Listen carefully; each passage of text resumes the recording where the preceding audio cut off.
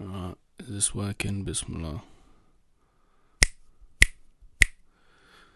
Okay, that looks like it's working. Welcome. Sorry. Welcome to another episode of the Trap Shake podcast. I'm actually changing the name to Trap Shake.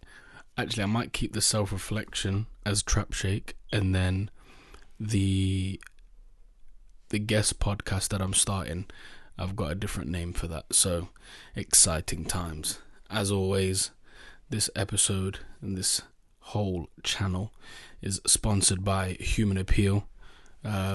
Make sure you follow Human Appeal on Instagram. Make sure you follow their YouTube. They've got a YouTube channel. They've got a TikTok account.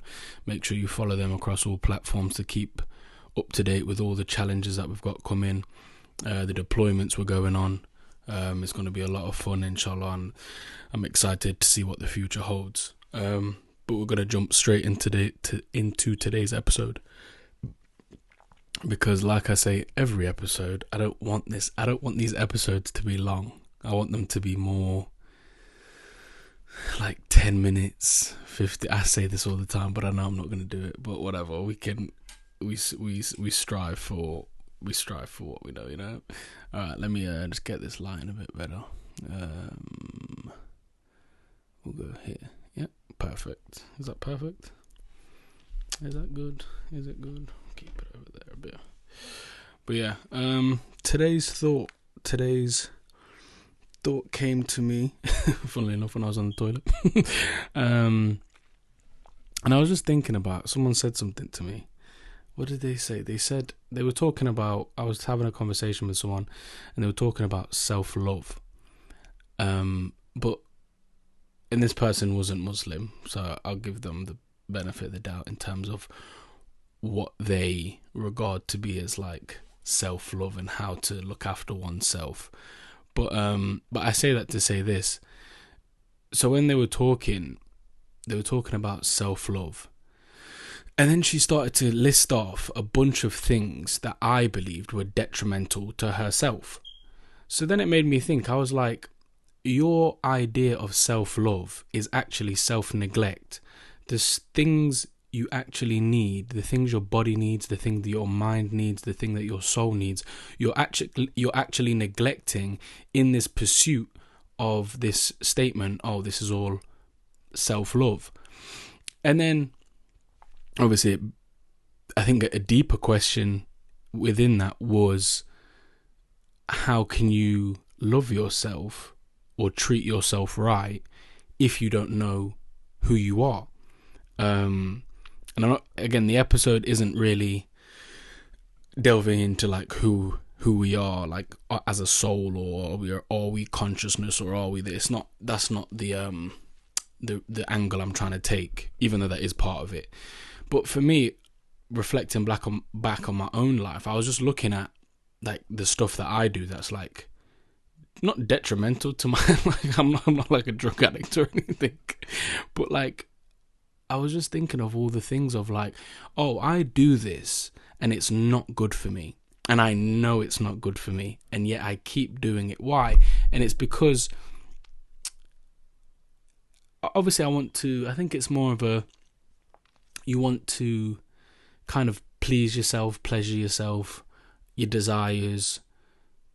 But again, if you aren't aligned with who you truly are, anything that kind of just makes you feel good might feel like it's good for you. For example, like if I said, oh, in this act of self-love, I'm going to now consume alcohol, or like loads of alcohol, and get drunk, and then because I'm drunk I make bad decisions, and then them decisions then knock on and affect my life in a negative way.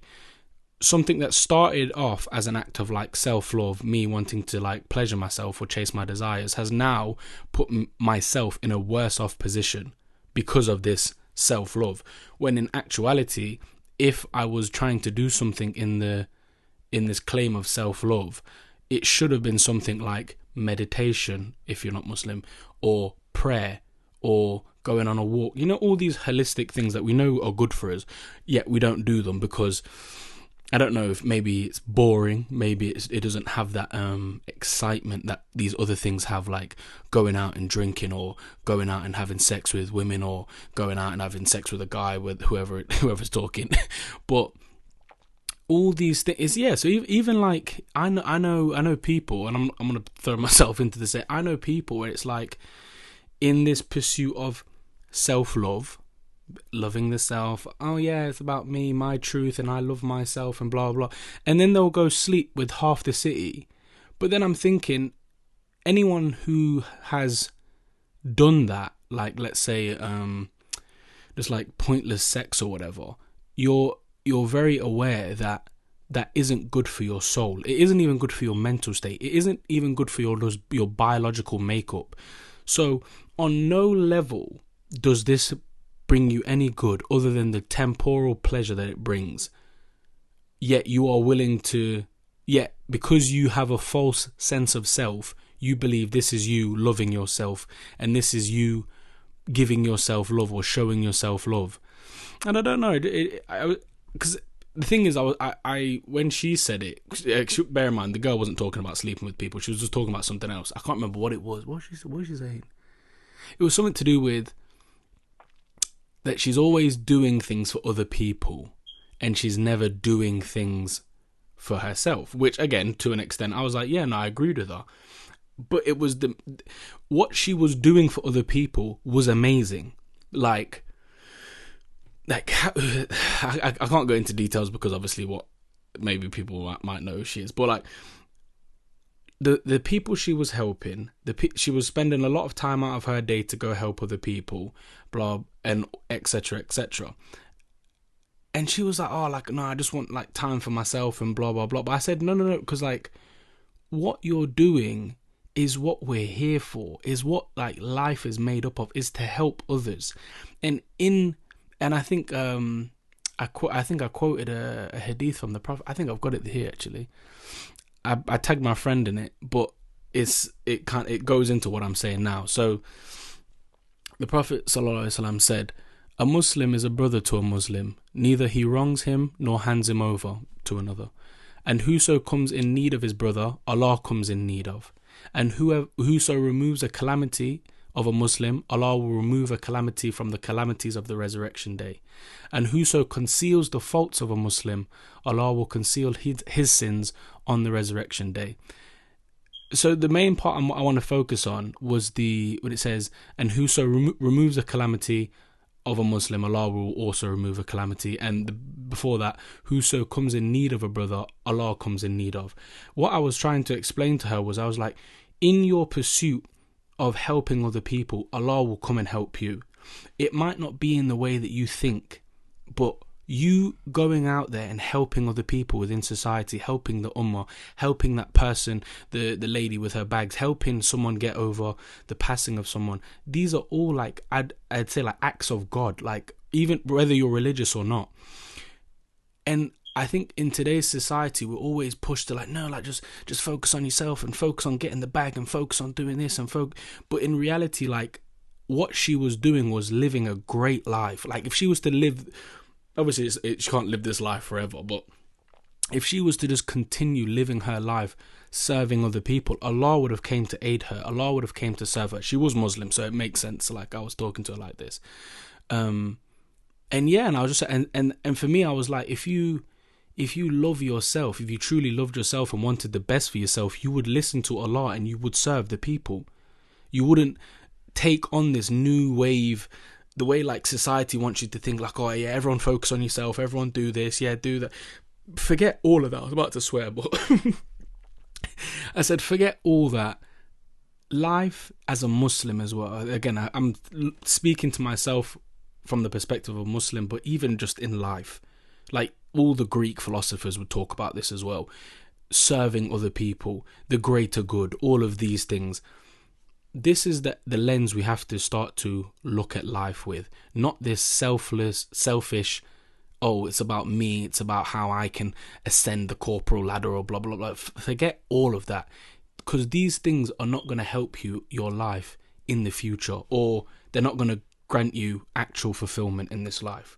So again, these selfish pursuits of self-love, let them go, start helping other people, and then through that you will find that self-love you're looking for, and you will be looking after yourself, because it will be Allah looking after you, essentially, because you're helping other people. And whoever helps the creations of Allah, Allah will come and help. I don't think that's a quote. I know it sounded like a quote, but I don't know if that's an actual quote. But I know the paraphrasing, the meaning's still the same. You know what I'm talking about. But yeah, no, that was just what I wanted to talk about today. Because yeah, it just made me think. But yeah, alhamdulillah, like we've just gotta make sure that we're just out here doing good, doing the work of God, because God knows the work of the devil is that is working. He is working. The devil is working, and we must work against. But yeah, don't give into this. Don't let the devil trick you. Don't let yourself trick you in thinking, oh yeah, do this. This is better than this. No, if you have I think there's a hadith or in the Quran where it talks about rushing to goodness. If you see an opportunity to help someone, rush to that. Rush to help them, even if it kind of neglects yourself in the process, because it's not about you. Allah will look after you, and I promise that. I promise that Allah will look after you. Give that extra bit of money. Spend that extra bit of time with someone who's ill. Again, even if you don't want to do it, that's even better. It's even better if you don't want to do it, because, again, but yeah, I'm gonna stop talking now, because let's see the time I've done. Let's see. So I said I wanted it to be under 10 minutes. Where are we? Where's the thing? Oh, 12. We're getting better. We're getting better. All right. Make sure. Again, I want to give a big thanks to our sponsor, Human Appeal. Make sure you follow them. We're going to start another fundraiser soon. Our last one, we raised 56,000, so we're going to continue building on that and seeing what we can raise in a year. Again, I'm going to go on all these deployments as well, and these challenges that I want to set, because I want to help people with similar mental health conditions to mine. I say a condition, I sound like a bloody patient. But yeah, like, no, I know, like, people struggle with depression, people struggle with life in general. You might not want to call it depression, but I know out there was struggling. And I think with what I'm trying to do here and what Human Appeal are trying to do, they perfectly merge. And inshallah, we're going to have opportunities for us to meet up, and more importantly, take on challenges to become better, to do more and be more. But no, just to really push ourselves in this life, to meet new people and to take on new things and new challenges. And again, really just get out there and just interact with the ummah as well. Sometimes you need to just get out your room, get out your bedroom or your house or your apartment, and just experience life a bit more.